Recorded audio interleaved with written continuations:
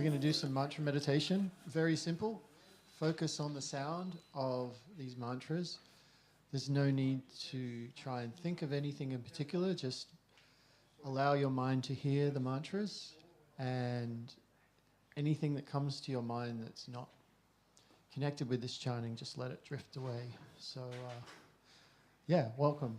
We're going to do probably 15 minutes of this now, and then a guided session, guided relaxation session,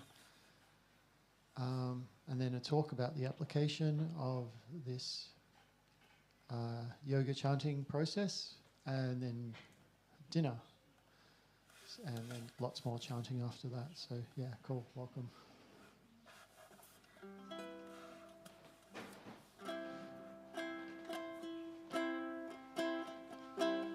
Really simple. So I'll lead and then you guys reply, or if you don't feel like replying, that's okay, just listen. So I'm going to start off just offering respects to my spiritual master. Namo Vishnu Padaya Krishna Prastaya Bhutale Srimate Siddha Swarupananda Paramahamsa Iti Namine.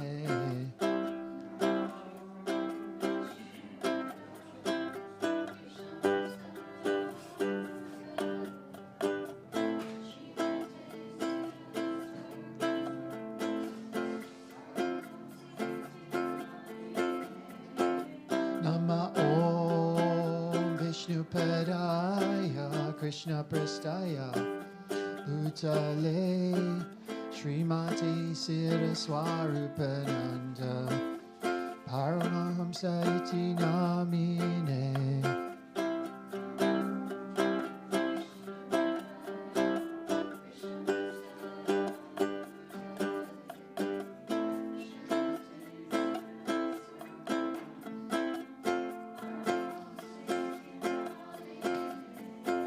Bhaja Shri Krishna Chaitanya Prabhu Nityananda Shri Advaita Gadadhar Shri Vasadi Gopakta Vrindam.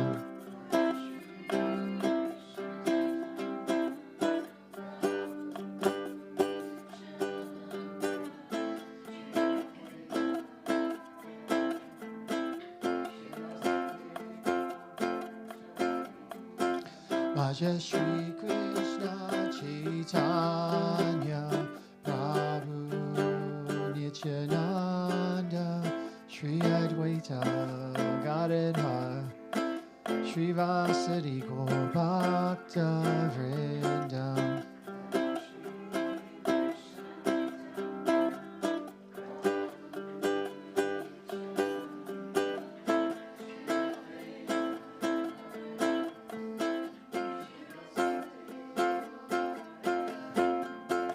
Gopala Govinda Rama Madana Mohana Gopala Govinda Rama Madana Mohana.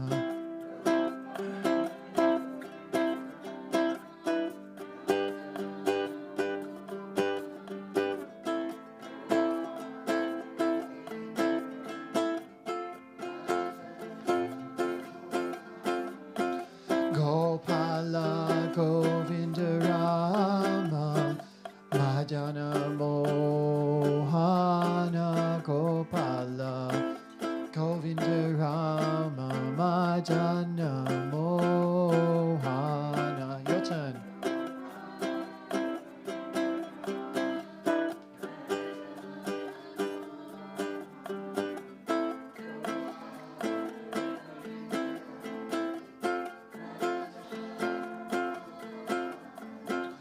Gopala Govinda Rama Madana Mohana Gopala Govinda Rama Madana Mohana.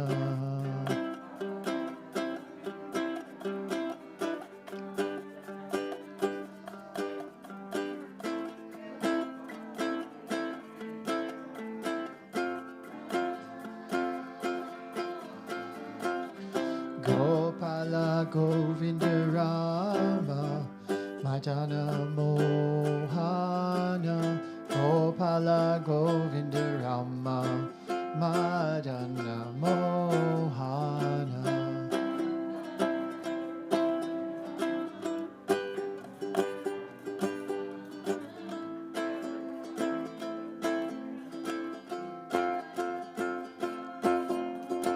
Gopala Govinda Rama Madana Mohana Gopala Govinda Rama Madana Mohana.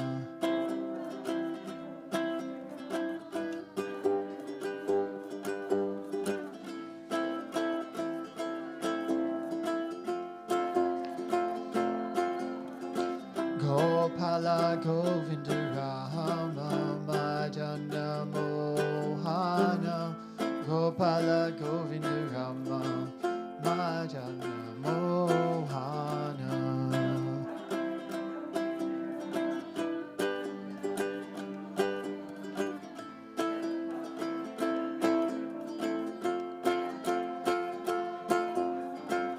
Gopala Govinda Rama Madana Mohana Gopala Govinda Rama Madana Mohana.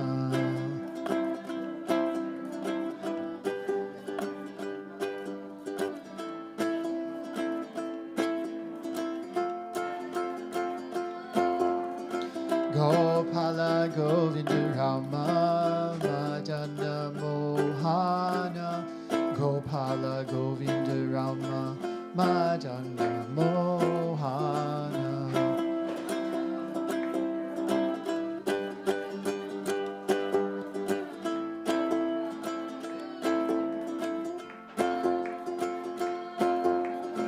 Gopala Govinda Rama Madana Mohana Gopala Govinda Rama Madana Mohana.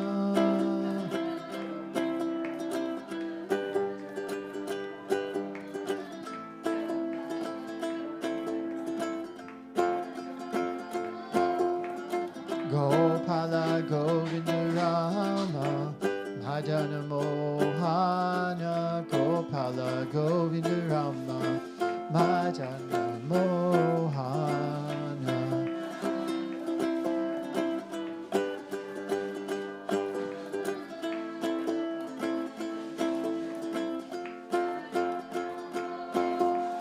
Gopala Govinda Rama Madana Mohana Gopala Govinda Rama Madana Mohana. Gopala Govinda Rama Madana Mohana Gopala Govinda Rama Madana Mohana.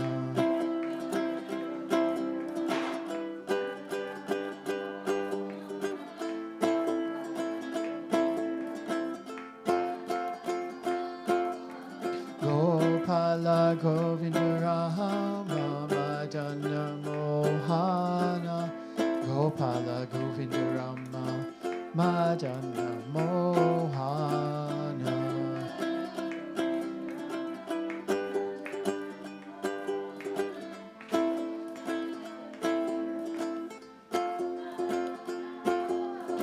Gopala Govinda Rama Madana Mohana Gopala Govinda Rama Madana Mohana.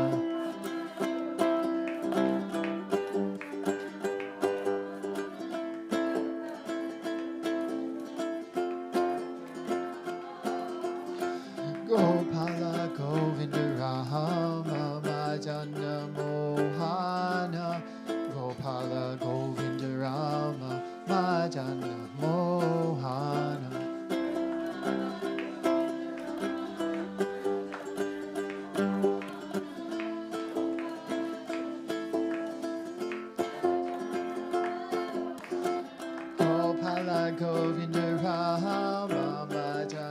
Mohana Gopala Govinda Rama Madana Mohana.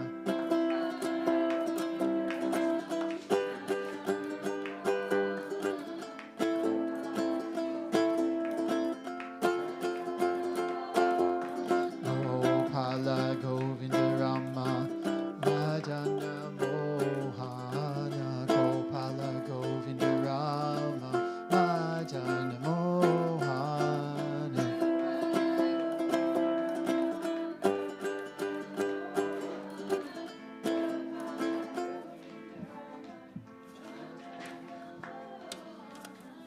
Gopala Govinda Rama Madana Mohana Gopala Govinda Rama Madana Mohana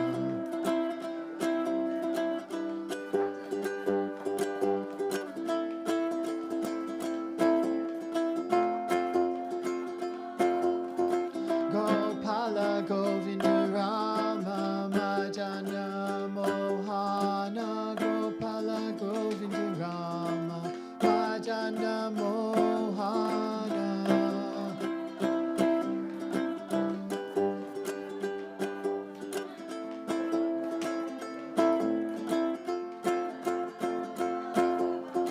Gopala Govinda Rama Madana Mohana Gopala Govinda Rama Madana Mohana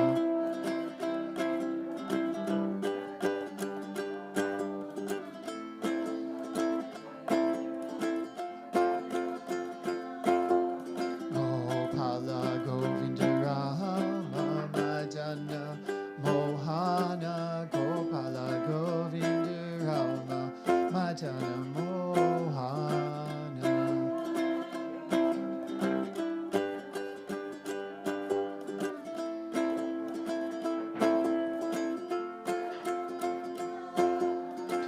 Gopala Govinda Rama Madana Mohana Gopala Govinda Rama Madana Mohana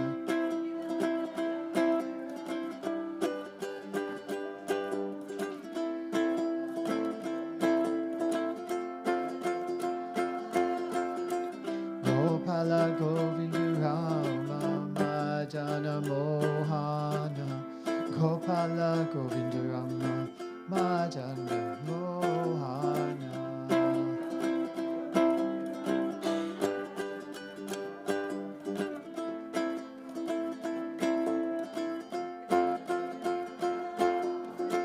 Gopala Govinda Rama Madana Mohana Gopala Govinda Rama Madana Mohana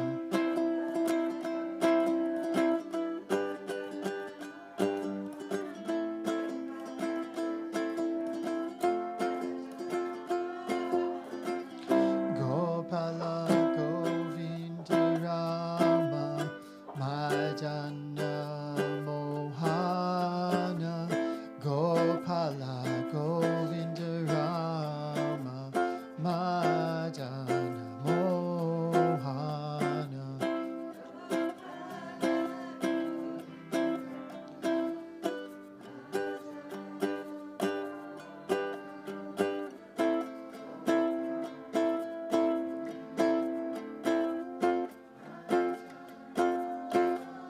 Let's chant together, nice and loud. Gopala Govinda Rama Madana Mohana Gopala Govinda Rama Madana Mohana Keep going. Gopala Govinda Rama Madana Mohana Gopala Govinda Rama Madana Mohana One last time. Gopala Govinda Rama Madana Mohana Gopala Govinda Rama Madana Mohana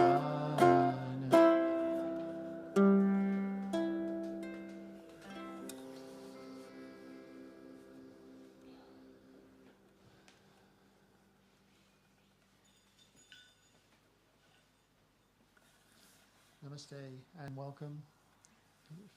for those that have just arrived, that was kirtan meditation, a type of mantra meditation, just focusing on the sound of these mantras. Very simple process. No need to go to a cave and sit for months on end. You can simply take shelter in the sound of these beautiful sacred mantras.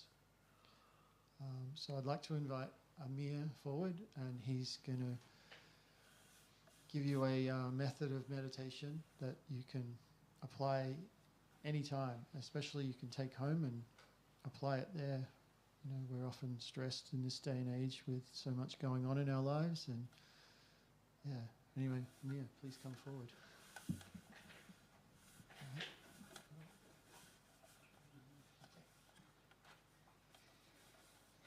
All right. Haribol, everyone, and welcome. So in the next 15 minutes or so, we are going to have a little bit of guided meditation together and to explore a little bit about our mind and how this so-called friend of ours, is co-living with us. So let's explore and do a very effective meditation at the end. So please sit in a very comfy position for me, very relaxed, shoulders back, heads upright, and gently close your eyes.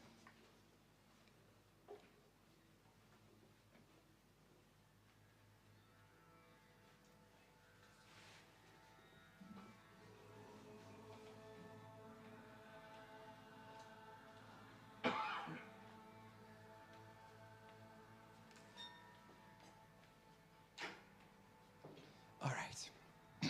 Our mind, is that ours? Is this part of my identity? Is it me?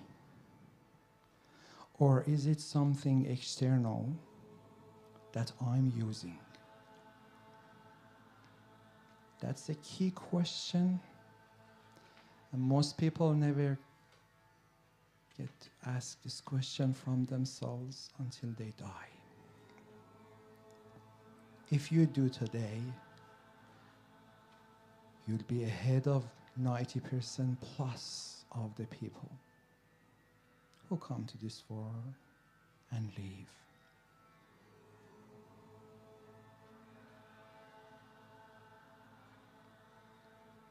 On average, every day, 6,200 thoughts crosses your mind. And guess what? Most of them appear automatically, without you taking effort to think. They come from various parts of your mind, different experiences you had in the past, different events, how your state of consciousness is, and many, many more factors, which is not the focus now. All it's important now is just to realize that we are not our mind,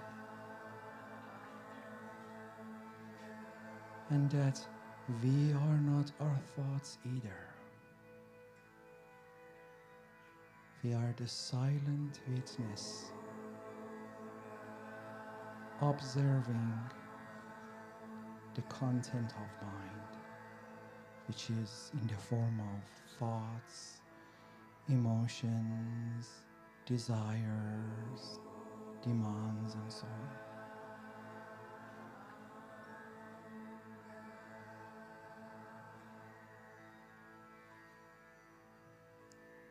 If we simply embrace every proposition that mind offers us, we are gonna live miserably. Why? Because by default, your mind is your enemy. That's from Bhagavad-Gita. And unless you take a proactive approach, in having your mind tamed, it's going to act like an enemy companion who's with you all the time, even when you're sleeping. Question: how can I tame my mind? Can I do by my own strength? Does it work if I go to a cave and live by myself and isolate myself from the environment? No. You need something much more powerful to help you. And that's in the form of sound. We can utilize our ears, one of the senses that we don't use as much as we do others. We can utilize this wonderful sense to hear and chant spiritual sound vibrations, extremely potent sound vibrations which have been kindly descended to this material world.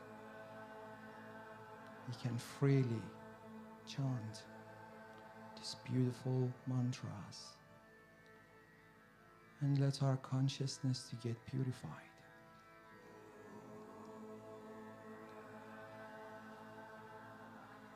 Then we can have our mind tamed by the power of the mantras. And that's just a side gift. The true gift is that we can achieve self-realization and we can experience union with our spiritual source and essence. That's the goal. So without further ado, we are going to do some Gauranga meditation, which is to take deep breath in and to say the mantra Gauranga, the wonderful mantra Gauranga, meaning the golden Lord of Love. Gauranga has 4 syllables for those of you who are probably new. Go, Ra, Anga. So we are going to listen to one more Gauranga in the background, and then we join these guys saying the mantra Gauranga on exhale. Let's listen.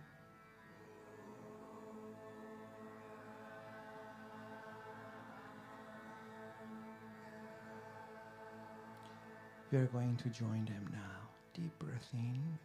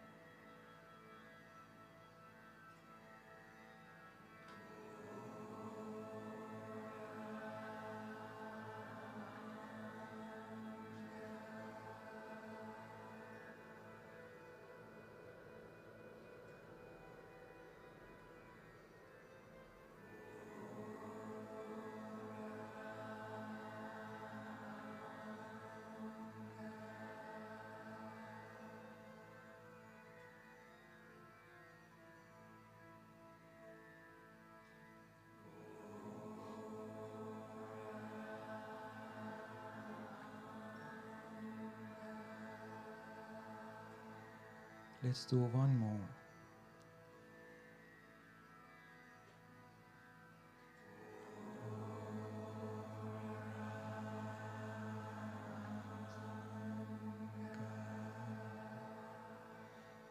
Keep your eyes closed and just let the mantra resonate in your head a couple of times.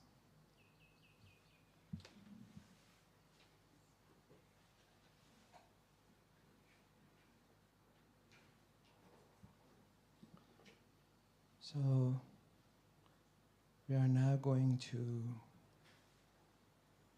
do attentive listening, Gauranga, which is having our eyes closed and just listening to the Gauranga mantra and trying to immerse our mind in this mantra without repeating it. So just a couple of minutes of Gauranga listening. Just try to immerse your mind in this beautiful mantra.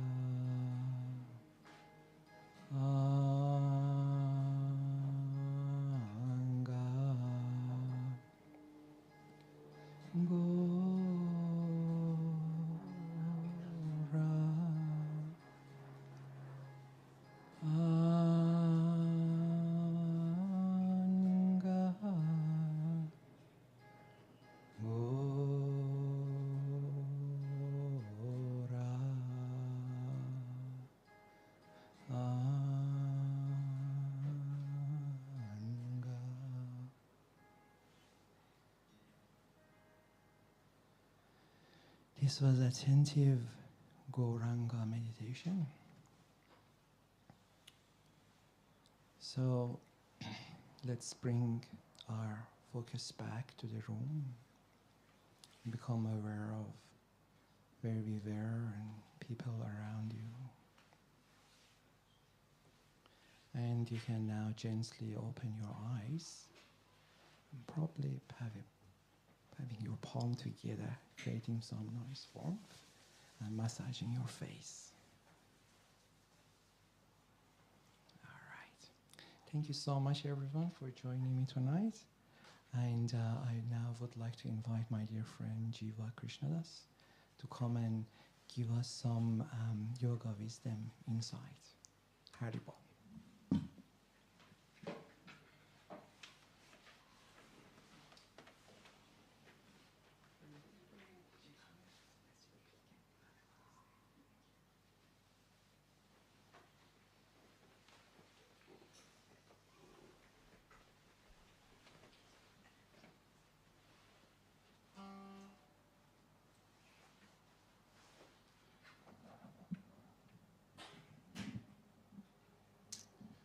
Hey everybody, namaste. Thank you. So, we're just going to do our usual thing of having a little talk about yoga practice before our dinner break. So we were going to, I think everybody knows, or for those of you who don't know, you know, all this meditation that we do and the yoga wisdom that we speak, you know, we don't just pluck it out of thin air. It's not my opinion or, you know, Tadatmanada's opinion. When we speak, or any other teachers here, you know, we talk about yoga wisdom and so on. We don't pluck it out of thin air. It's based on very ancient traditions of understanding and knowledge, and a lot of it, or most of it, is based on, or the way, if someone really wanted to get to the core of yoga teaching very quickly, you know, we refer mainly to this text of the Bhagavad-Gita. Not sure if everybody's heard of the Bhagavad-Gita, but that's basically where you'll find different yoga practices pretty succinctly described. And the Bhagavad-Gita is just one part of a much larger body of literature known as the Vedas, or the yoga text, or the yoga shastras, scriptures.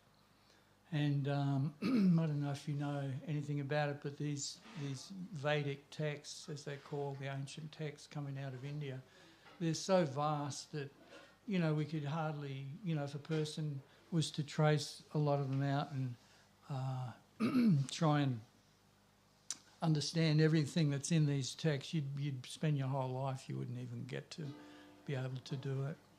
So for this reason, there's different summaries that have been put forward by different teachers in the past. And one of these main texts is the Bhagavad-Gita.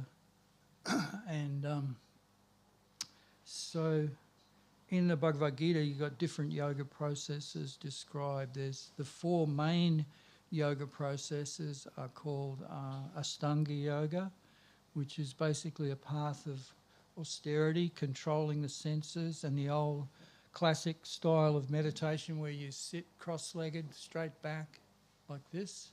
That method is described. That's Astunga Yoga, or Dhyana Yoga. And then there's Jnana Yoga, which means the cultivation of knowledge, which is what we're doing tonight. This little part of our program was, you know, quoting different kind of verses from the Bhagavad-Gita and trying to understand from there, get a little experience from this understanding. There's Karma Yoga, which is basically the way of selfless action. That's also very an enlightening process. And then, of course, there's Bhakti Yoga, which means the way of love and devotion. And all these practices are basically what we're doing. You can understand them in a general sense. What they're all doing is they're not artificial. They're basically redirecting our natural tendencies. So in this way, you can understand yoga. It's a very natural process. For example, I'll go backwards now from the way I just stated it. So Bhakti Yoga means the way of redirecting our tendency to love. Everybody feels that at some point a big part of your life is the tendency to want to experience love. Correct? I doubt if only the most cynical person will say, no, I'm not interested in that. Don't want anybody to love me, and I don't want to love anybody else. Forget it. Only, you know, when we've been burned many times, maybe do you get to that point. So that's a very natural tendency. But the problem is we often go, as the song says, I was looking for love in all the wrong places. You know that song? Country and Western song. I won't. I will. No, I can't. Looking for love in all the wrong places. You know, in other words, you know, I've been burned so many times, man, I'm sick of it. So the redirection of our tendency to love is redirection spiritually. That's not the wrong place. That's the right place to direct our love. Then there's the way of karma yoga, is that everybody's got the tendency to want to be active. Again, unless we're so sick of life that we just want to lay in bed all day. And unfortunately, some people get to that point. But generally, we want to get out and do things. And oftentimes, unfortunately, we want to act for ourselves. We're not going to do anything unless there's something in it for me. I'm not going to work today. Why? Because they're not going to pay me. Right? Does anybody go to work if they're not going to get paid? Some people do. Like a lot of us here, we came to work today. We engaged in different activities, selfless activity.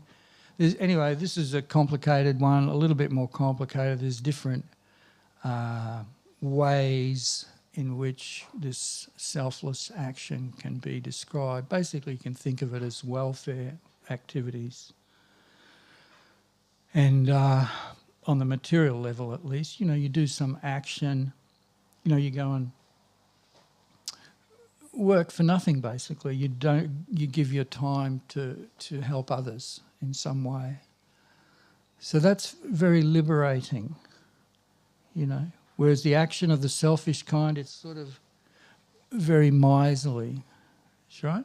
It's got a miserly vibe to it. And me, I want my pay and like that. Whereas welfare work is liberating. It's like letting go.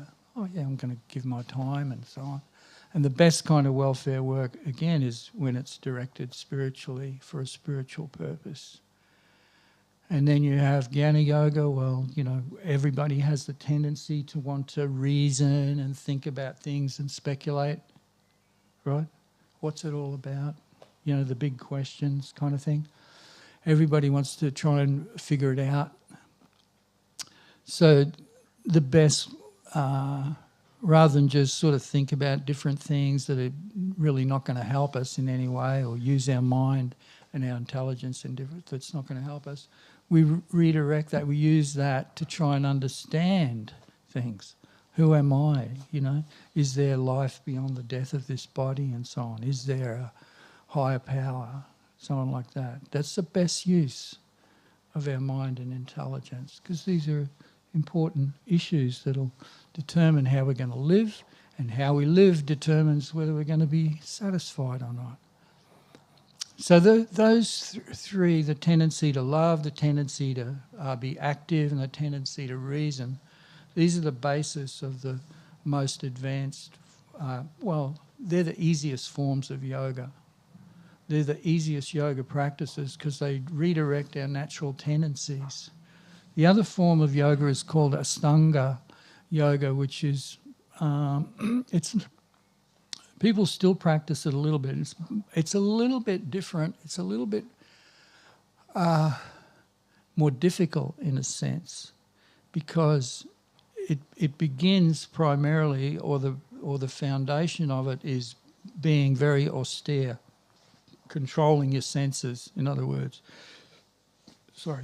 you've got to control what you eat. You've got to sit for long periods of time, just controlling your senses, what you see, what you hear, and so on. Again, the classical conception of the yogis in olden times who go out in the forest and so on. So it's a very austere, but not very easy, to just get up and go and be renounced and so on, and then engage in meditation, that kind of silent meditation usually, or sometimes quietly saying out a mantra. So, but that is a bona fide yoga practice, but generally not recommended so much these days because it's just too difficult. It's basically difficult for most people. And then you have what's called Kundalini Yoga, which is not really one of the considered. It is a valid process, but this also is a difficult process. The Kundalini Yoga, basically, in summary, I won't go into it, but basically it's not so much redirecting our natural tendencies, it's about redirecting the subtle life air which we all, which basically powers our body and our mind. You ever think about that? You know, your body, you know, what's making it actually go? Or the mind, what makes the movements of your mind happen? Is that just happening out of nowhere? No, there's this subtle energy called chi or prana, and that's sort of like the power or the energy which makes it all go. And so the Kundalini Yoga process is learning how to control that energy and redirect it. Very difficult process. We won't get into it, but it is, just mentioning by the wayside kind of thing. Again, it's not really recommended.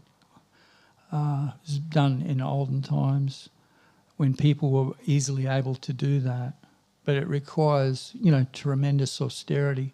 So in the Bhagavad-Gita, the main processes that are recommended Bhakti, or the main process actually is Bhakti Yoga, which sort of incorporates the Karma Yoga and the Jnana Yoga knowledge. So I've described all these things separately, but really they overlap. You know, we talk about them separately, but they overlap as well. So, for example, if you love, you're developing your love for somebody, it's not just, I love you. That goes into, okay, what can I do for you? How can I act on that love? So in this way, Karma Yoga and Bhakti Yoga are sort of merged in a sense. So in the Bhagavad-Gita, though, the main focus is on what's called Bhakti Yoga, the way of love and devotion. Because out of all these different tendencies we have, the real driving force, the real main one is the tendency to love. You know, we're all that's what we're all hungering for, if you think about it. We want to have a friend who we can hang with and be with and feel, yeah, I'm loved. And unfortunately, as many of us experience, you know, we go through maybe quite a few of those. It starts from a very young age. You know, our first love, you know, we get attracted and so on, usually to a person of the opposite sex.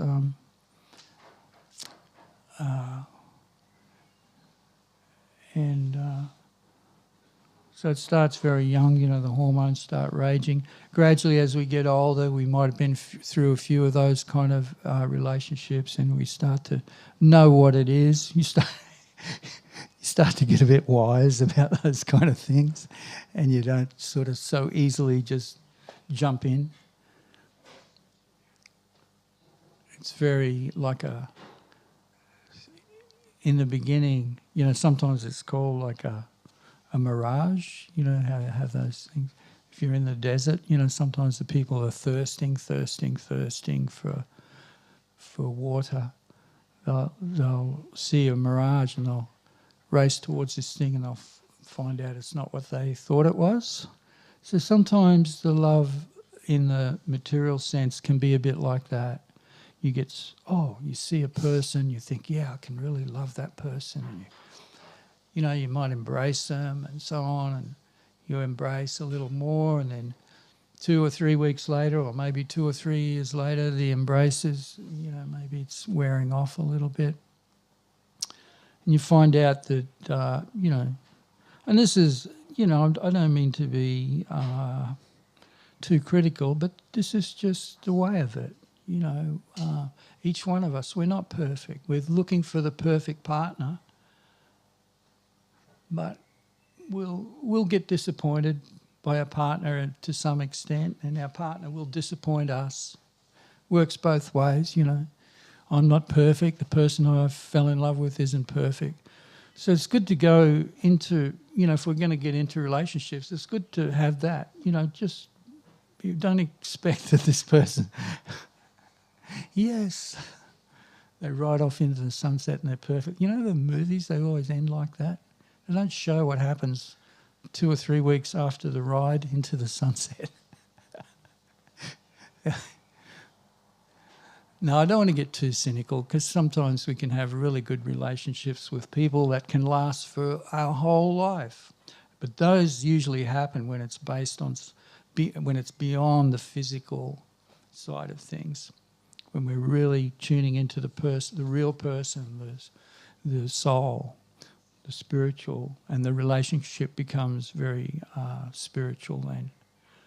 So those are the kind of relationships that last, whereas the ones that are based on, how much money they've got, or how pretty you are, or, or how famous you are, and so on and so forth, like that. It's not a very good basis for relationships, because those things change. So, but in any case, so the Bhagavad-Gita is focused on this Bhakti Yoga, the way of love. And the right place to look for love is not in each other. Not in each other. The way of Bhakti is said to focus give our love to the Supreme, to the original cause. The cause of all the spiritual souls, our real Father, our real Mother, that is known by many names in different cultures, but in the Vedic tradition, the Hindu traditions, mainly the Supreme Person, the Supreme's original cause is known as Krishna. Krishna, Gopala, Govinda, many different names, and so that's our focus is like that in here. Getting to so in other words, like we were mentioning earlier, you can get into so many details about yoga wisdom and spiritual insights. There's so many different aspects of it, but just cutting straight to the core, getting to the summary of it, this is what yoga practice is about, what real meditation is. It's redirecting our tendency to love. And of course, when we meditate on the original cause, simultaneously we meditate on or our love for others is not neglected. It's not like it's left out. It's not like, okay, I'm going to love Krishna now and forget about everybody else. No, they go together. Our love for the Supreme and our love for all the children of the Supreme is there pretty much automatically. Like, in other words, if you put your attention onto the Supreme, onto God, then automatically it will spread to all the children of God at the same time. How can it be otherwise? And even the people who are bad, so-called, or the people we don't like, or the people that are... Even then, even those in the truly spiritual sense, while we can disapprove of what they're doing or certain actions, we can still love them and care for them in that spiritual sense. We can look beyond their faults and see, yeah, this guy is acting like a real horrible person, but he's just doing that. Why is he doing it? Because he's uneducated. He doesn't understand how to direct his life. Isn't that right? Everybody's doing so many different things to try and be satisfied and happy. Even the worst criminal, whatever they're doing, they're just, in the deepest sense, we say they're not bad people.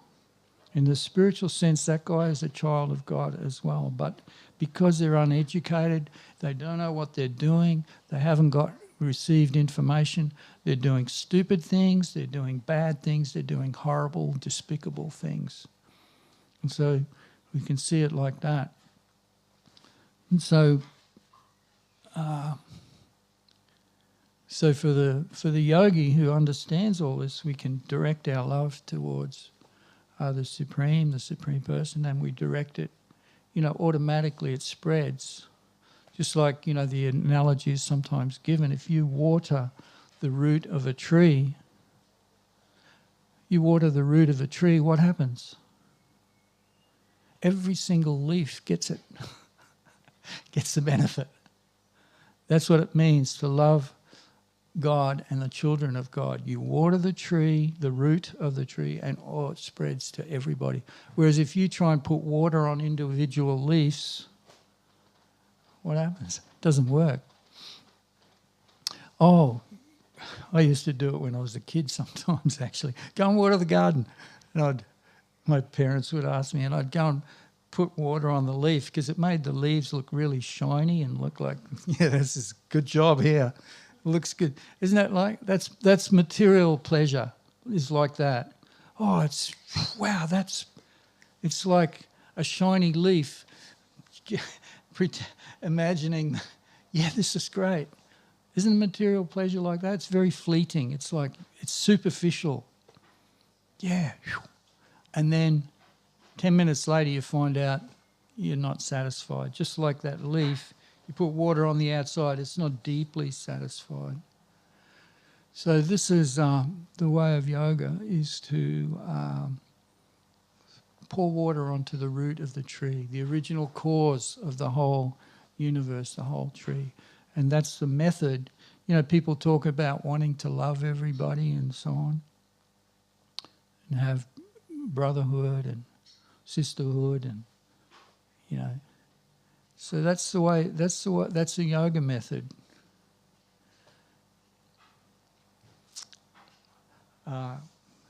Of seeing this, understanding it, and acting on it. And of course, that pouring water, when we're sitting here engaging in our meditation, and this is what we're doing. We're pouring water. We're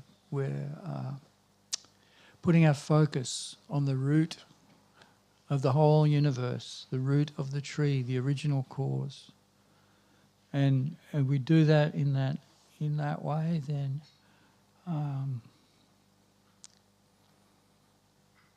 everybody can get some benefit from it. So there's another, I'm just trying to summarize things a little bit, in a concise way. In the Bhagavad-Gita, for example, there's two basic kind of themes. One is the temporary nature of the material situation, and the other theme is the permanent, the eternal nature of the spiritual dimension, if you want to put it like that, or the spiritual world, or the spiritual sky, they sometimes say. So these are the two great themes of every kind of genuine spiritual path, actually. You'll find the same thing. It's not like it's unique in a sense. You'll find... and for my own self, I generally, refer to texts like the Bhagavad-Gita because everything's explained, more concisely and more clearly, and concise yet elaborate. So I go there. But it's not that you'll find these same basic truths in any of the spiritual paths, any genuine spiritual path. You can look in the Bible, you'll find references like this. It's not, unfortunately, oftentimes people try and turn these things into a kind of a religion, and make it a thing that you have to join and so on. We don't, in the way of yoga, we don't have that. So you take on this understanding, take on this knowledge, and embrace it to whatever degree you can or want to. And in this way, you'll be able to more clearly understand the distinction between, the temporary material situation, and hopefully, especially through meditation, through kirtan, you'll get an experience of the ever-fresh spiritual experience. We start to experience the truth of our relationship with the Supreme and all the other spiritual sparks, or the children of the Supreme. So like that. There's a nice verse which there are many different verses in the Bhagavad-Gita, and there's different ways that this is explained, but there's one verse I was particularly thinking of. Basically, Krishna is saying, from the highest planet in the material world to the lowest, they're all places of misery where repeated birth and death take place. But one who attains to my abode never takes birth again. So this is, again, this is just one of the many ways by which this distinction between the temporary and the eternal is always made and explained. And, it's an appeal to the intelligence and the wisdom of any person who's a little bit thoughtful about these things. Well, naturally, it's kind of like the difference between renting and owning your own home, isn't it? It's one way to see it. The analogy's not perfect, but gives you a little bit of an idea. Who wants to keep renting? I've known people, I remember one person, a friend of mine, and they just got this unit, they've set it all up, and then 6 months later, the landlord comes along and says, no, I want to do something with my out. And they got to do it all again. And you rent and you're looking for one thing after another. So that's what we're talking about. Repeated birth and death. Just going from one situation to another. Just like now in this body, so many of us here, we're at a certain stage of our life. Let me pick on the oldest person in the room, which will be that gentleman over there, Dad. See, so he's not got long to go.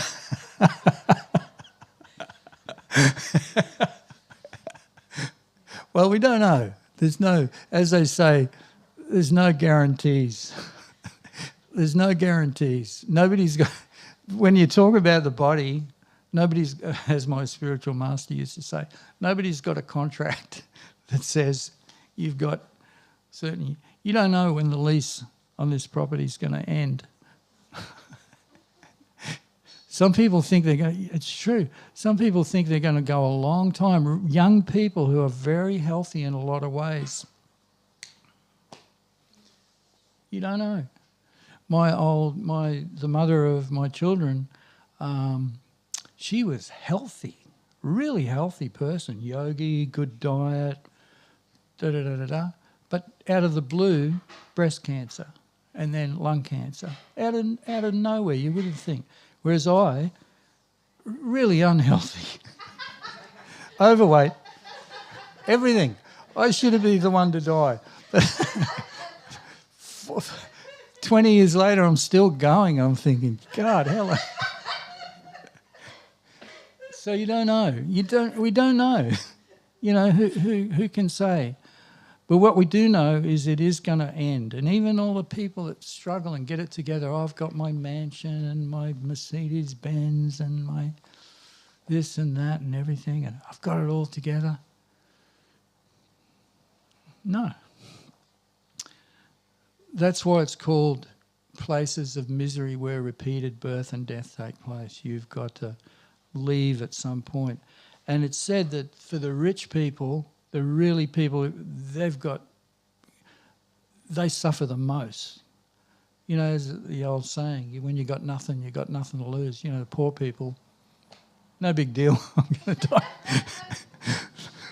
Great, maybe I'll get a better life next time around. Whereas the rich people who got it made, as they get older, it becomes, much more difficult to leave. They're hanging on and struggling, and they do all sorts of things to try and stay young and healthy as long as they can. They got the money to do it. Plastic surgery. Let me be young forever. So this is what it means. The misery is that uncertainty about how long it's going to go on for, it's going to last, and eventually we get kicked out. out of this body, out of this home. So this is why all spiritual paths are dealing with this. This is, some people, are just attracted to spiritual life already, just naturally, whereas others, maybe need this kind of foundation. You may know the story of Buddha, who's very famously sought enlightenment because he perceived these problems of disease, old age, and death, and even though he was one of these wealthy people who realised that these things are a real problem. It's not going to go on forever. He was a prince. Buddha was a prince in his early life. Every luxury. But he tuned into this temporariness, and he saw it. And he wisely saw it as, this is a problem. So this is why the yogis, sometimes traditionally in India, from an early age, they were trained up in this understanding, and they engaged in yoga even from an early age. So from the highest planet in the material world, the most luxurious kind of situations, to the lowest, they're all places of misery. Why is it miserable? Because it's temporary. That's the kick. Apart from any other problems that are going to, all the other things which you won't even get into, but basically temporary. It's going to end. And so this is a whole another way to look at yoga. Okay, it's going to end. So where do I go? There's two basic. I'm going to finish up soon because we're nearly ready for dinner. But basically, this is another big question of yoga. What, is there life after death? That big question. Yes, there is. Well, where do I go? Oh, good question. That depends on what you do in the lead up to the leaving. And there's two basic destinations. If we focus on that eternal destination where we tune into our real nature, our spiritual nature, then there's a very good chance that's where we go. If we're not tuned in fully, or if we're more or less still addicted to the different attachments in the world and stuff, then we'll come back. In other words, it's kind of like a pretty fair system that's going on, according to a combination of our desires.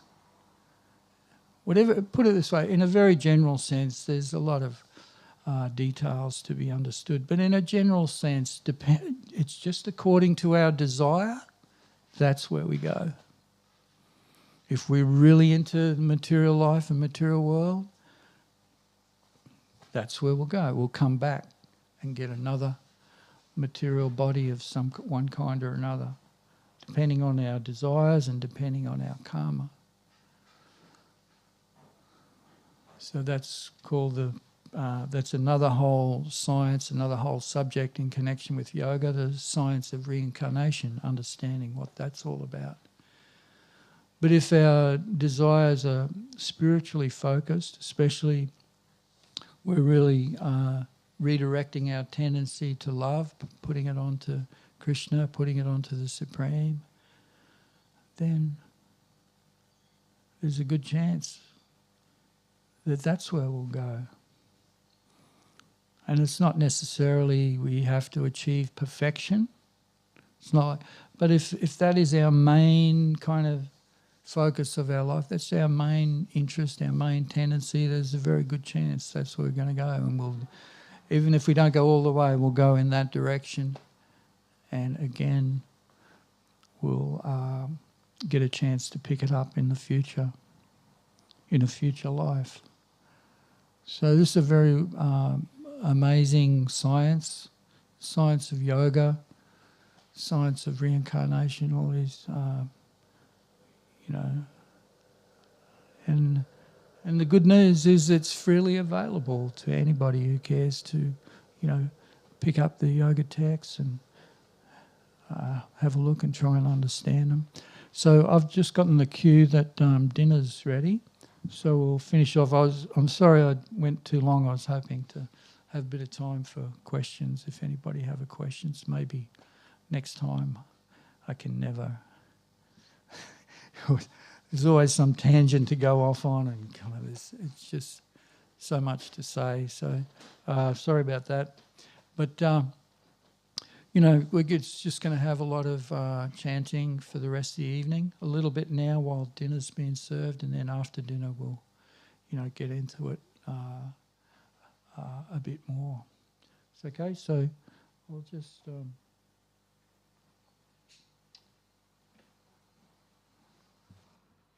So this meditation is basically, the way. Somebody say, well, how do you develop your love for the Supreme? Well, this is how we do it. We sing these mantras with love, with a feeling of love. Sorry to interrupt. Speaking of Bhagavad-Gita, there is an online class starting from this Tuesday. So if people would like to register, they can message us on our Facebook page and we send them registration link. Okay. Sorry to interrupt. I just thought that's all right.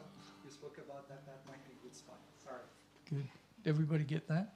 If you go onto the Gokula House Facebook page, there's some details of this course.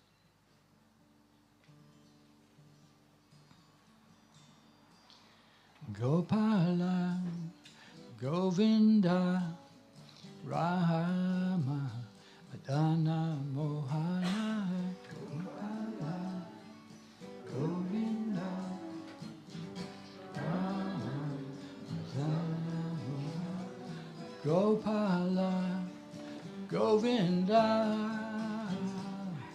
Rama, Adana, Mohana,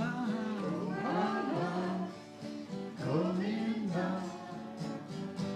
Rama, Dana, Mohana, Gopala, Govinda, Rama, Madana, Mohana, Gopala, Govinda, Rama, Madana, Hare Krishna, Hare Krishna, Krishna Krishna, Hare Hare, Hare Rama, Hare Rama, Rama Rama, Hare Hare, Krishna, Hare Krishna, Krishna Krishna, Hare Hare, Hare Rama, Hare Rama, Rama Rama, Hare Hare,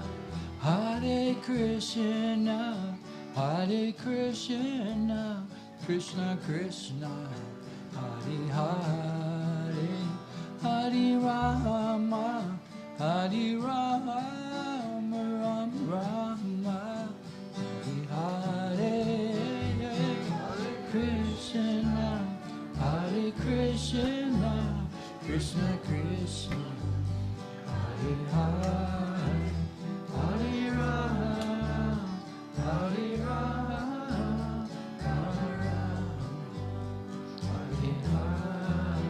Hare Hare, Krishna, Hare Krishna, Krishna Krishna, Hare Hare, Hare Rama, Hare Rama, Rama Rama, Hare Hare, Krishna, Hare Krishna, Krishna Krishna, Hare Hare, Hare Rama, Hare Rama, Rama Rama, Hare Hare.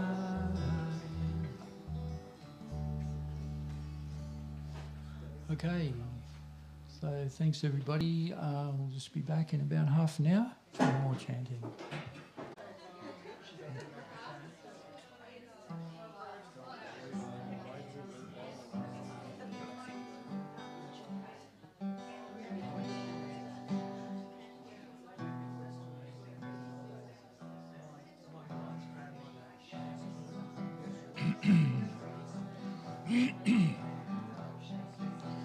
Nama Om Vishnu Padaya Krishna Prastaya Srimati Siddha Swarupananda Paramahamsa Iti Namine.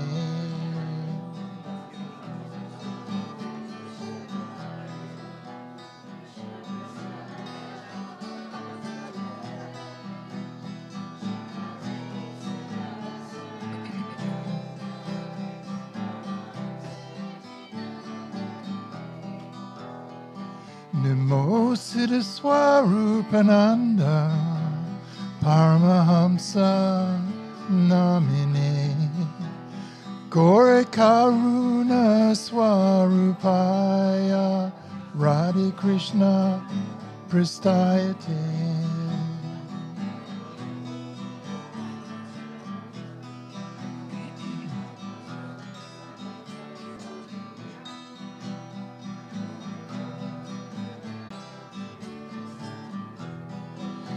Bhaja Shri Krishna Chaitanya Prabhu Nityananda Shri Advaita Gadadhar Shivasadi Gaur Bhattavrinda.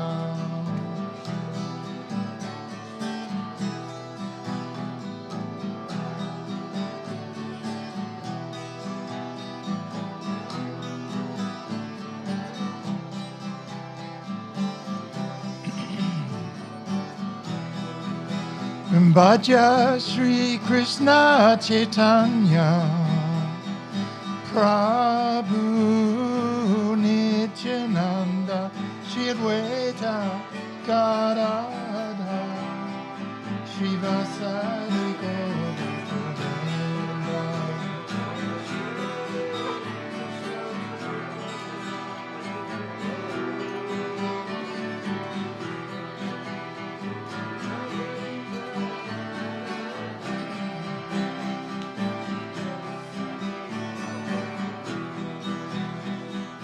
Krishna Chaitanya, Krishna Chaitanya, Krishna Chaitanya, Haribo.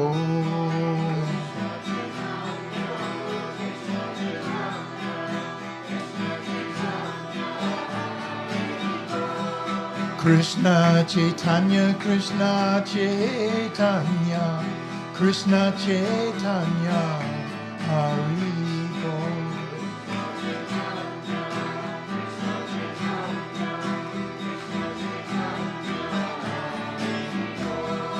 Nityananda Balaram, Nityananda Balaram, Nityananda Balaram, Haribo.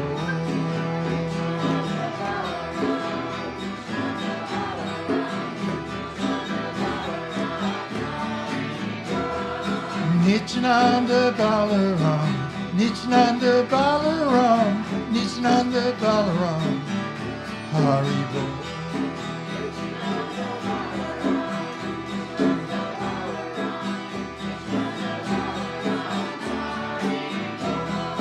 Haribo Nitai Gauranga, Nitai Gauranga, Haribo.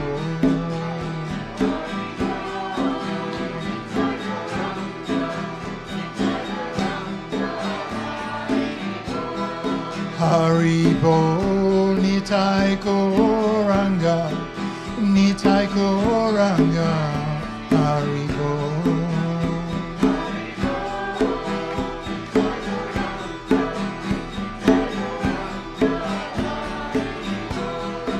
Haribo Nitai Gauranga, Nitai Gauranga, Haribo.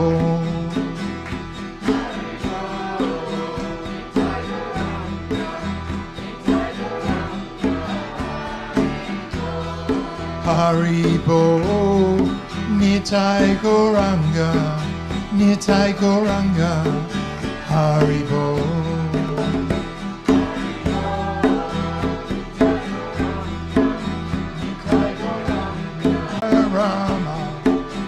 Madana Mohana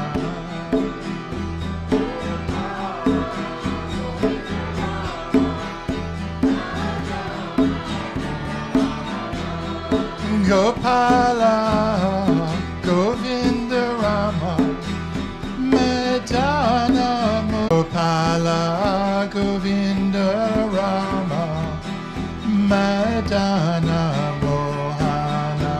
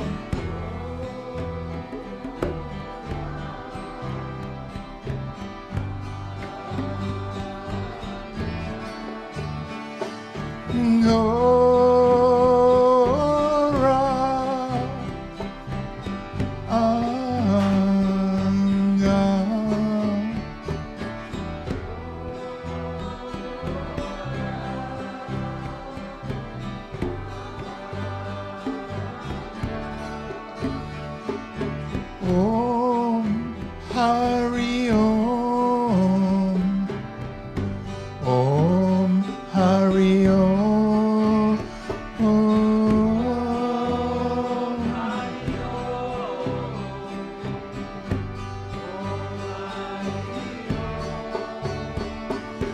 Om Hari Om Hari Om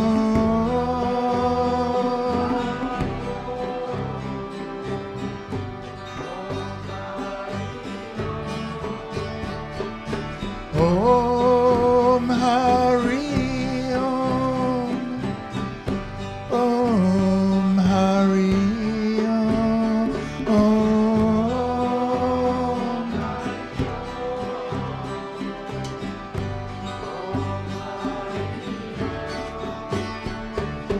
Om Hari Om Hari Om Om Hari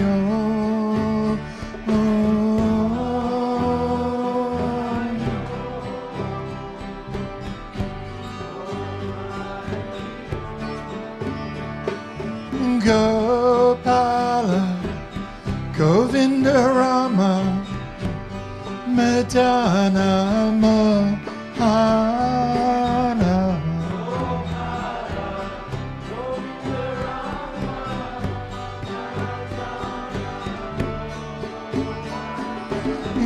Gopala Govinda Rama Madana Mohana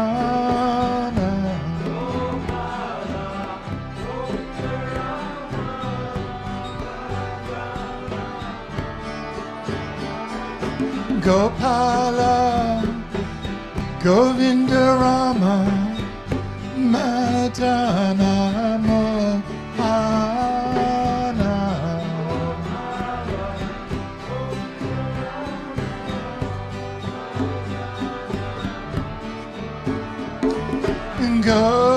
Gopala Govinda Rama Madana Mohana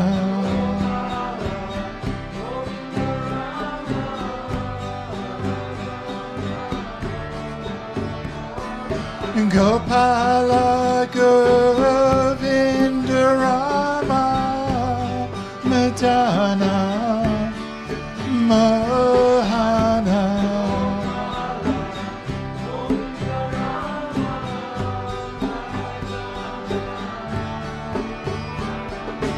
Gopala Govinda Rama Madana Mohana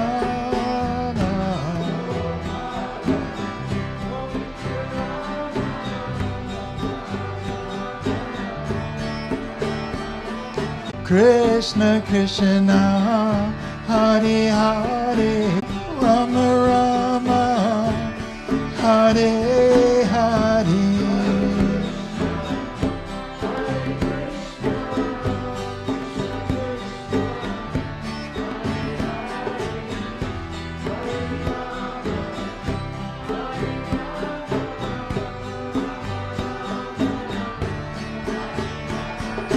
Hare Krishna, Hare Krishna, Krishna Krishna, Hare Hare, Hare Rama, Hare Rama, Rama Rama, Hare Hare.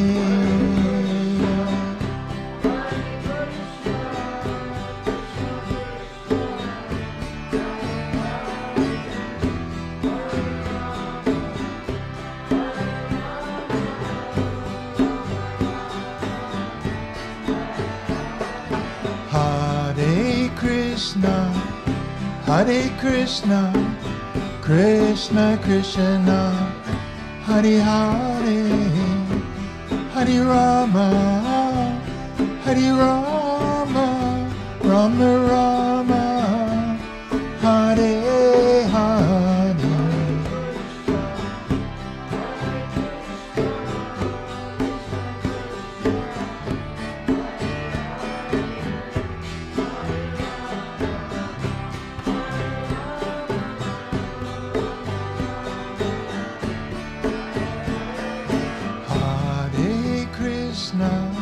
Hare Krishna, Krishna Krishna, Hare Hare, Hare Rama, Hare Rama, Rama Rama, Hare Hare.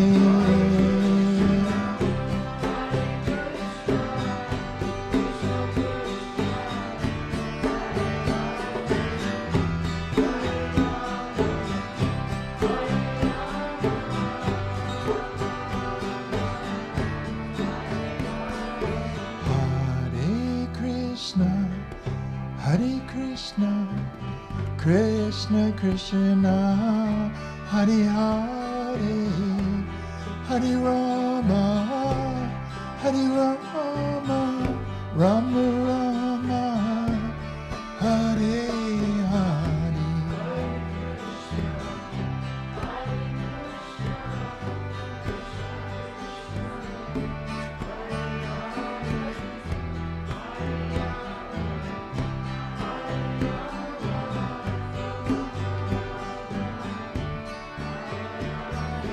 Gopala Govinda Rama Madana Mohana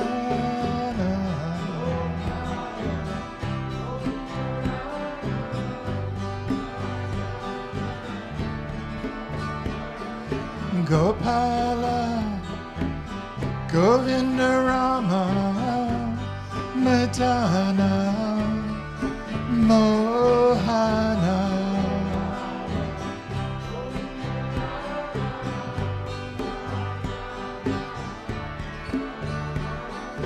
Gopala Govinda Gopala Govinda Rama Madana Mohana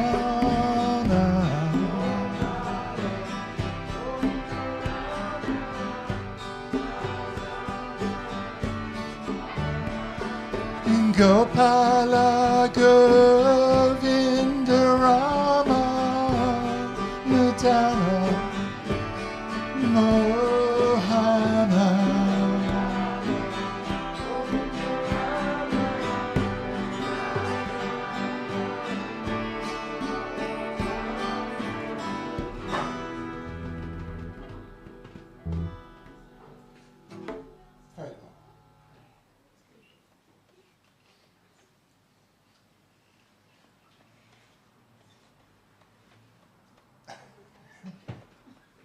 was a request.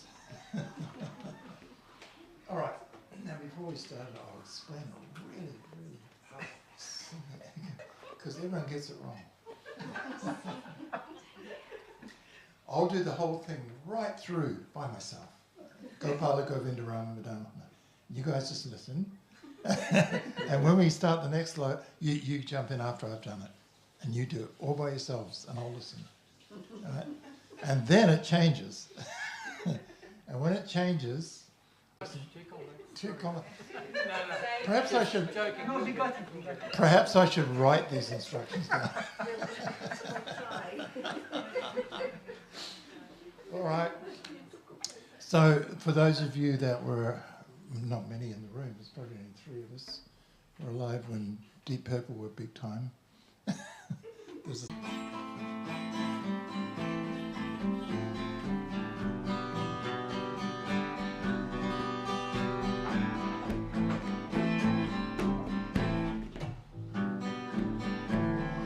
Gopala Govinda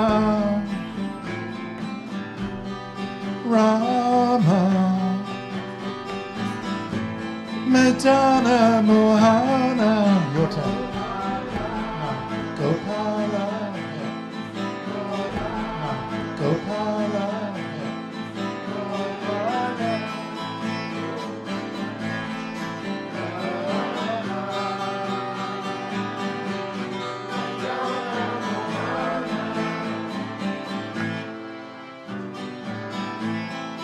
Gopala Govinda Rama Madana Mohana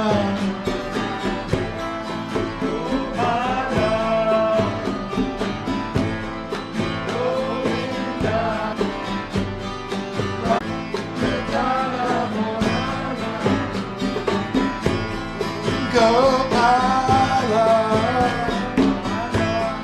Govinda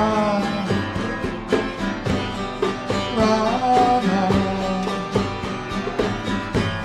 Madana Mohana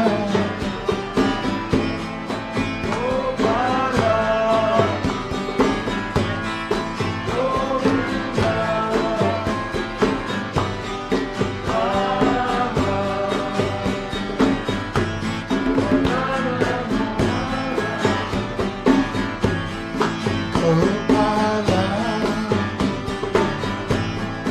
Govinda Rama Madana Mohana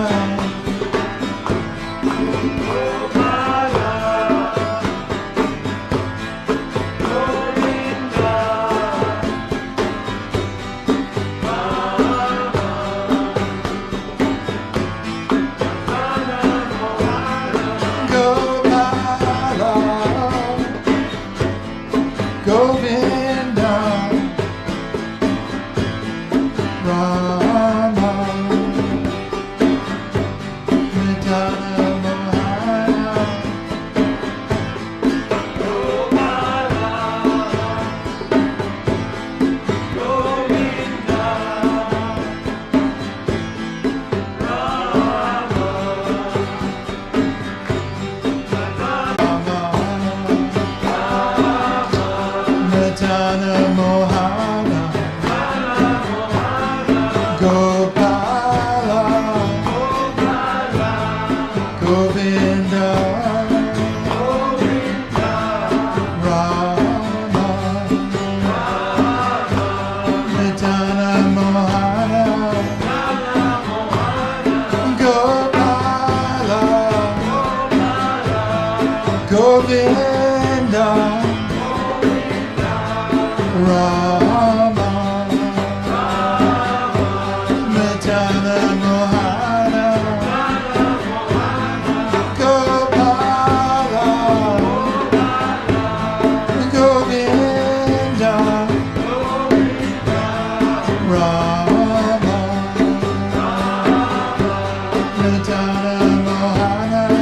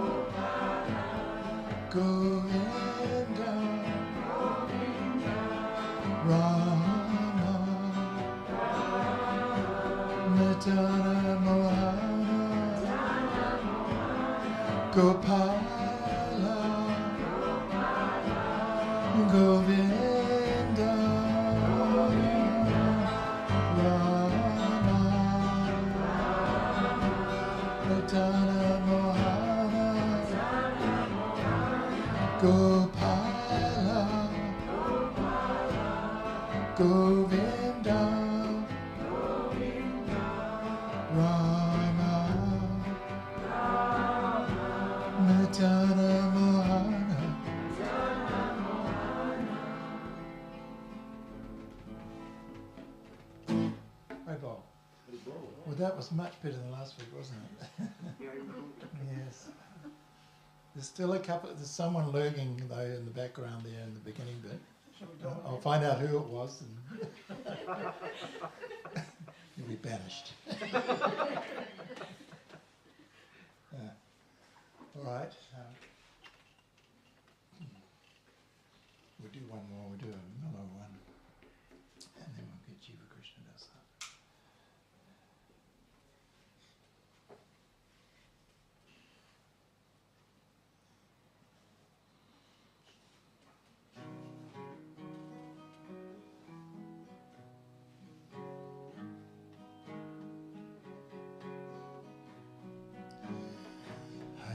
Krishna, Hare Krishna, Krishna Krishna, Hare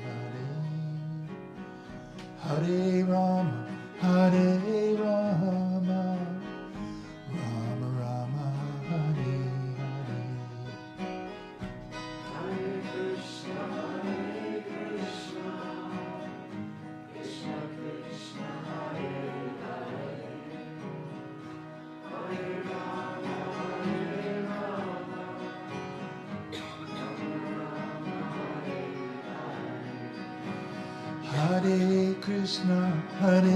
Krishna, Krishna Krishna, Hare Hare, Hare Rama, Hare Rama, Rama Rama, Hare Hare. Hare Krishna, Krishna Krishna, Hare Hare, Hare Rama, Rama Rama, Hare Krishna, Krishna Krishna, Hare Hare, Hare Rama, Hare Rama, Rama Rama, Hare Hare. Hare Krishna, Krishna Krishna, Hare Hare, Hare Rama, Rama Rama,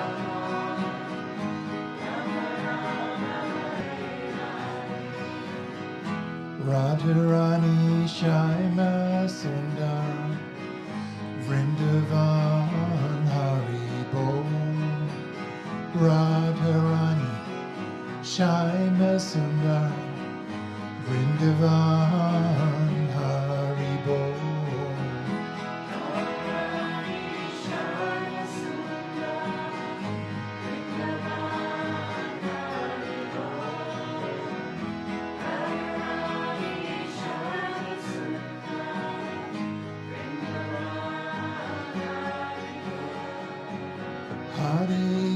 Hare Krishna, Krishna Krishna, Hare Hare, Hare Rama, Hare Rama, Rama Rama, Hare Hare.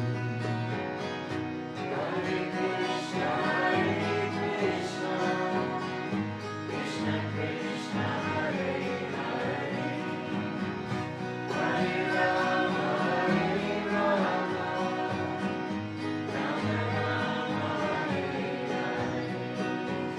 Hare Krishna, Krishna Krishna, Hare Hare, Hare Rama, Hare Rama, Rama Rama, Hare Hare.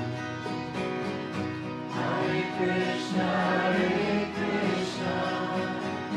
Krishna Krishna, Hare Hare, Hare Rama, Rama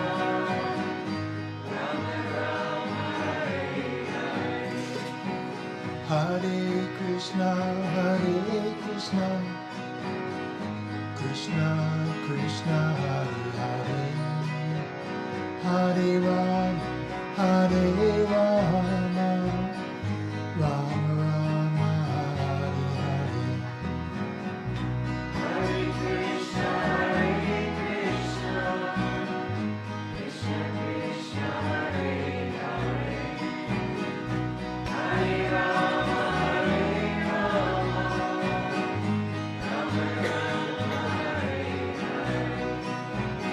Radharani Shyama Sundar Vrindavan Hari Bol. Radharani Shyama Sundar Vrindavan Hari Bol.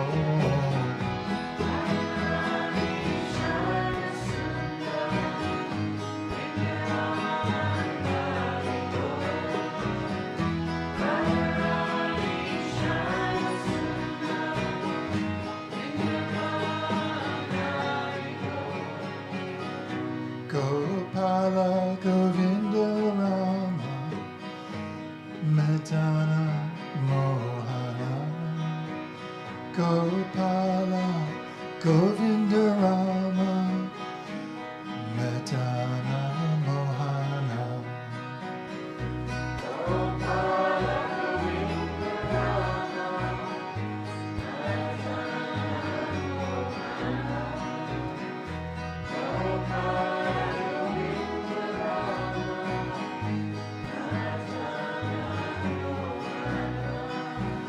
Gopala Govinda Rama Madana Mohana.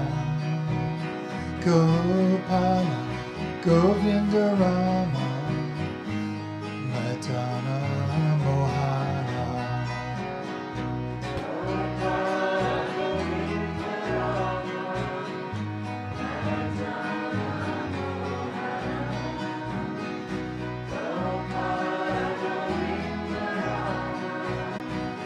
Gopala Govinda Rama Madana Mohana.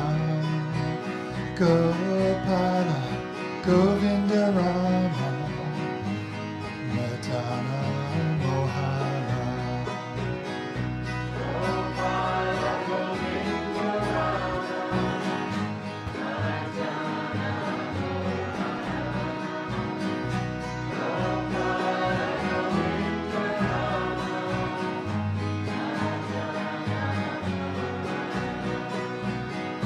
Radharani Shyama Sundar Vrindavan Haribo. Radharani Shyama Sundar Vrindavan Haribo.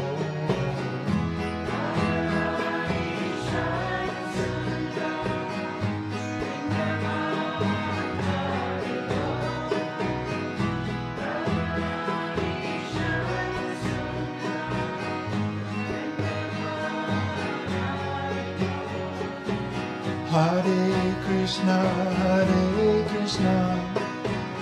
Krishna Krishna, Hare Hare, Hare Rama, Hare Rama, Rama Hare Hare.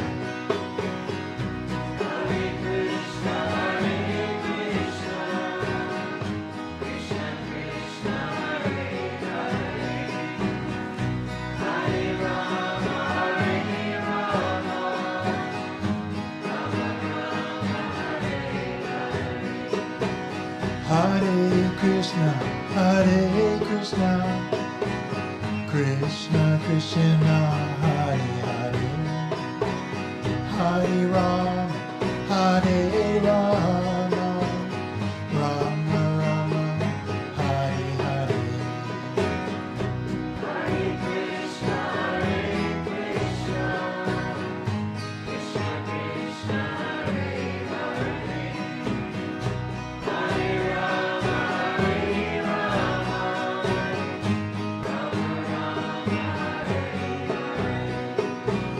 Hare Krishna, Krishna Krishna, Hare Hare, Hare Rama, Hare Rama, Rama Rama, Hare Hare.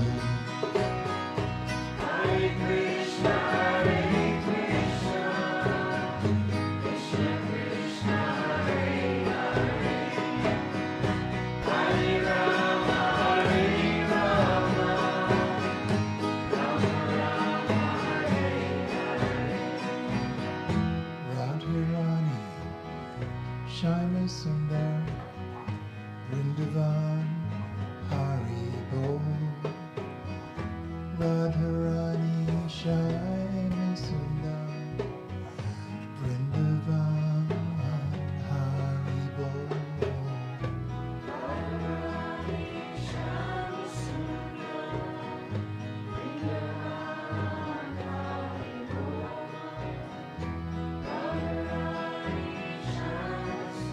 Hare Krishna, Krishna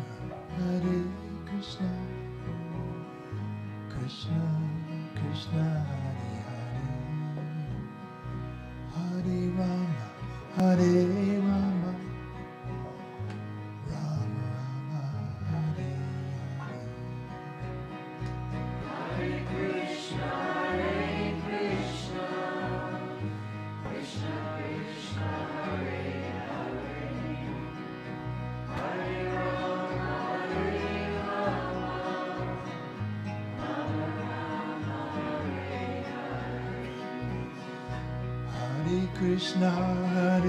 Krishna, Krishna Krishna, Hare Hare, Hare Ram, Hare Rama, Ram Rama, Hare Hare. Hare Krishna, Krishna Krishna, Hare Hare, Hare Rama, Rama Rama. All right, everyone, let's all go. Hare Krishna, Krishna Krishna, Hare Hare, Hare Rama, Rama Rama, Hare Hare. Again. Hare Krishna, Krishna Krishna, Hare Hare, Hare Rama, Rama Rama, Hare Hare. Last one. Hare Krishna, Krishna Krishna, Hare Hare, Hare Rama,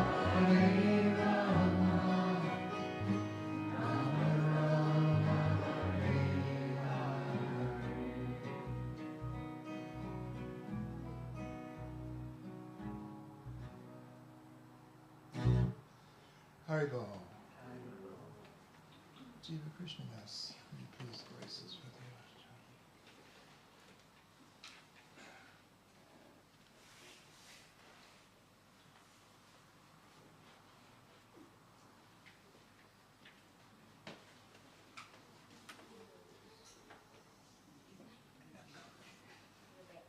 short legs, huh? What's that? Short legs, huh? Someone keeps sticking it up in the air.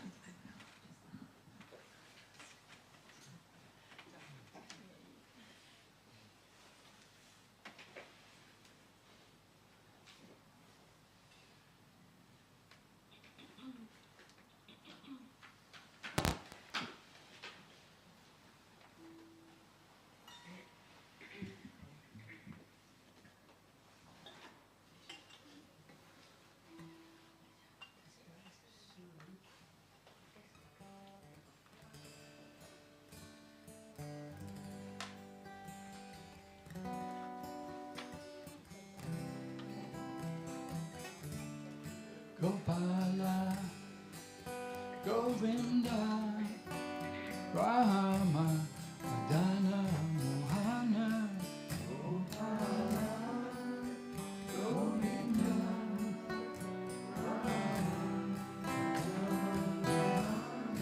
Gopala, Govinda, Rama, Madana, Mohana, Gopala, Govinda, Rama, Madana, Mohana, Gopala, Govinda, Rama, Madana, Mohana, Gopala, Govinda, Rama, Madana, Gopala, Govinda, Rama, Madana, Mohana, Gopala, Govinda, Rama, Madana, Gopala, Govinda, Rama, Madana, Mohana, Gopala, Govinda.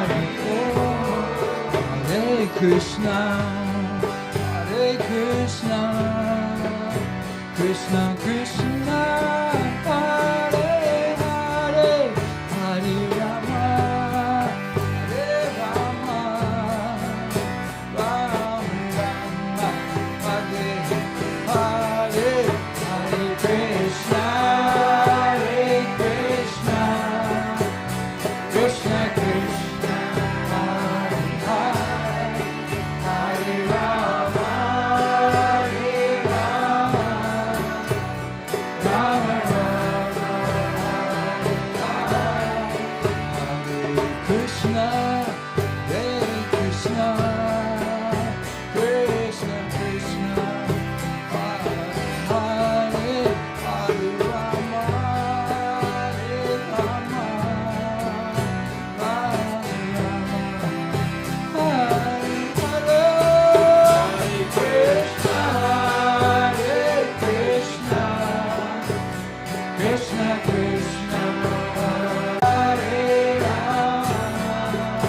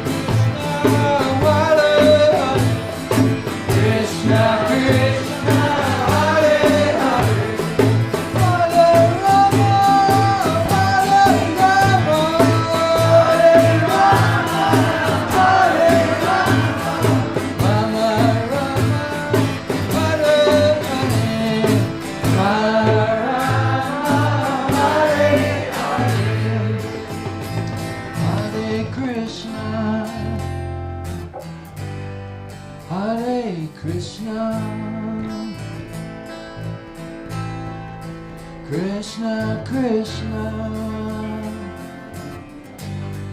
Hare Hare, Hare Rama,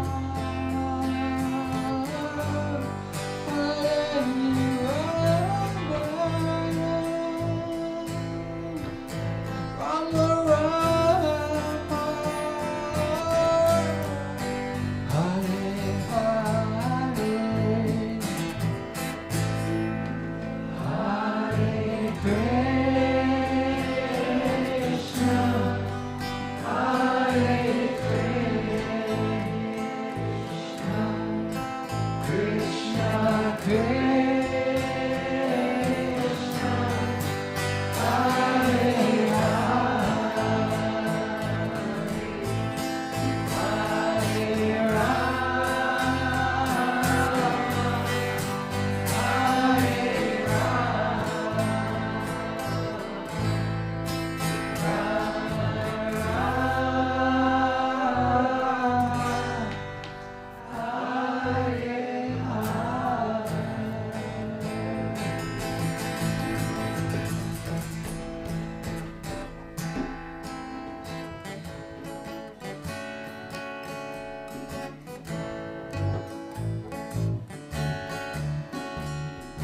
Hare Krishna, Hare Krishna, Krishna, Krishna,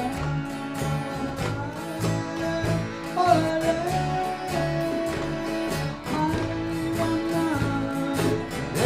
Rama, Rama Rama,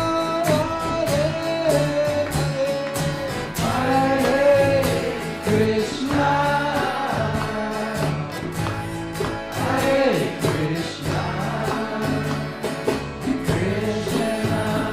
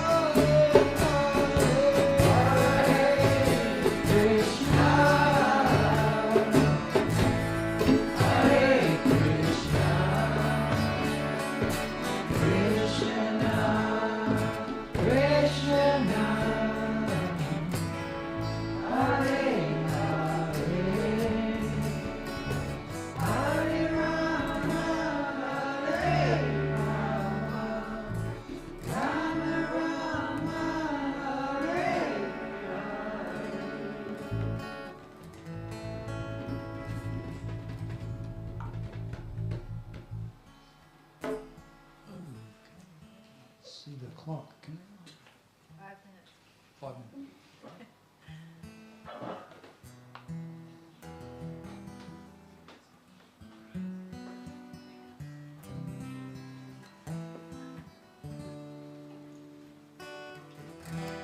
Hare Krishna, Hare Krishna, Krishna, Krishna, Hare Hare, Hare Rama, Hare Rama, Rama Rama, Hare Hare.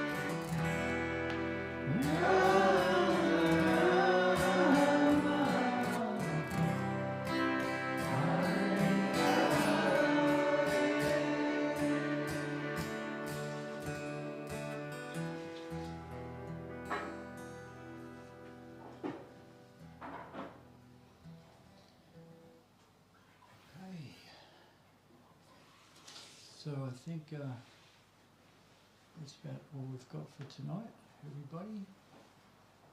Thank you all very much for coming. Thank you to our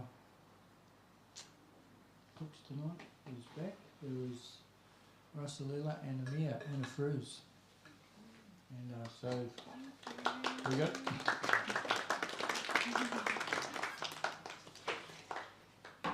and thanks to you all.